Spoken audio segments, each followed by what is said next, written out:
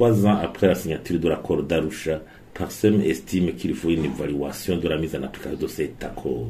Parce que cet accord avait cimenté la cohésion nationale dans notre pays. L'accord avait permis de mettre fin à la guerre qui avait été caractérisée par des crises politiques répétitives qui avaient vraiment pesé lourdement sur le développement économique de notre pays. D'abord, pour Parsem, on pourrait vraiment atteindre la voie de l'émergence si on ne dit pas au revoir définitivement aux crises politiques. Si on analyse au niveau du coût, déjà en 1972, le PIB a reculé de 6% suite à la crise de 1972. De 1993 à 2005, le PIB a reculé de 33%.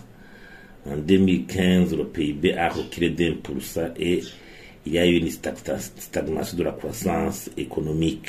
Donc, l'accord d'Arusha avait permis de construire en Burundi sûr pour tous et pour chacun.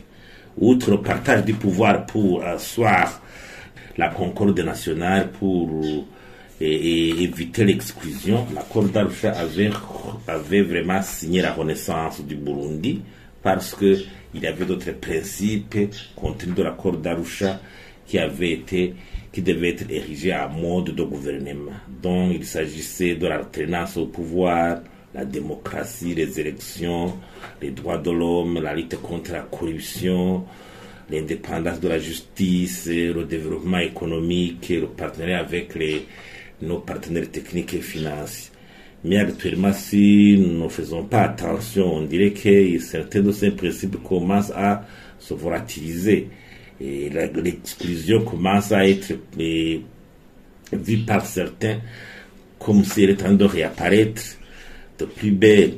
Surtout l'exclusion au niveau politique, l'exclusion politique, ethnique, la corruption actuellement a pignon sur rue, la violation des droits de l'homme, la pauvreté s'installe encore une fois. On peut se demander alors les résultats de cet accord 23 ans après sa signature.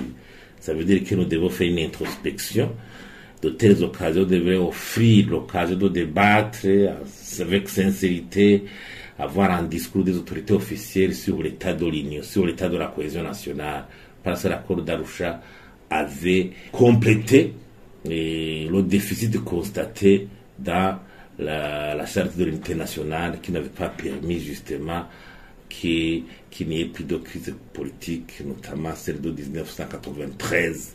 Et j'imagine alors qu'on ne peut pas renier l'histoire. L'accord d'Arusha appartient à l'histoire du Burundi, appartient au patrimoine national. On doit vraiment le sauvegarder. C'est pour cela que Parsem estime qu'il devait y avoir une évaluation.